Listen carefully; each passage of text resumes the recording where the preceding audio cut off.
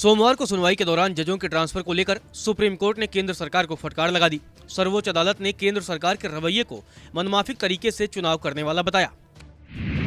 गौरतलब है, कॉलेजियम ने जिन 11 जजों के ट्रांसफर की सिफारिश की है, उनमें से 5 का ट्रांसफर हो चुका है। 6 के नाम अभी भी लंबित हैं। इनमें 4 गुजरात हाईकोर्ट से, एक इलाहाबाद और दिल्ली हाईकोर्ट से हैं। मामले पर सुनवाई के दौरान सुप्रीम कोर्ट ने केंद्र सरकार को फटकार लगाते हुए कहा कि हाल में जिन नामों की सिफारिश की गई है, उनमें से 8 को मंजूरी नहीं दी गई है। इनमें से कुछ जज नियुक्त किए गए जस्टिस से वरिष्ठ हैं। पिछली बार भी मैंने इस बात पर जोर दिया था कि चुनिंदा तरीके से ट्रांसफर मत कीजिए। उम्मीद है अगली सुनवाई पर उसे निराश नहीं होना पड़ेगा।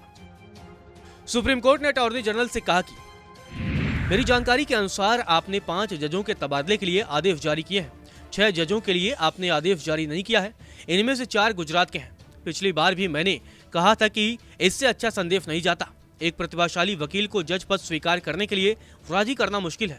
अगर उसकी वरिष्ठता सुनिश्चित नहीं है और उसे केंद्र से अपने नाम को मंजूरी मिलने का इंतजार करना पड़ता है।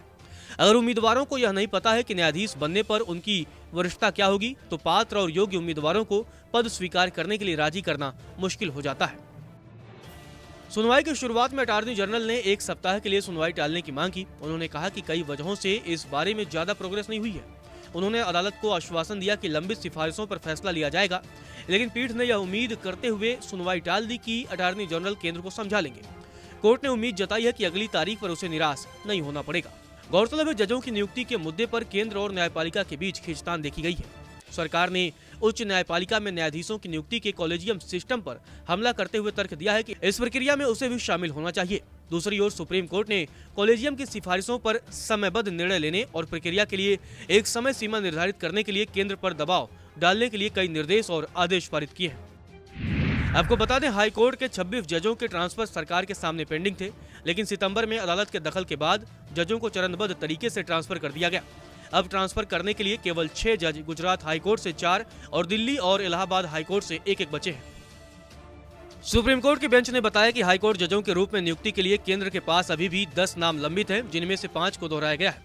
अपने आदेश में अदालत ने एक जज की शपथ में देरी के लिए गुजरात हाईकोर्ट की सराहना भी की, क्योंकि केंद्र ने जज पद के लिए किसी अन्य उम्मीदवार के नाम को मंजूरी नहीं दी थी, जबकि कॉलेजियम ने दोनों की एक साथ सिफारिश की थी। कोर्ट ने बिना किसी देरी के दूसरे नाम को मंजूरी देने के लिए केंद्र की सराहना भी की।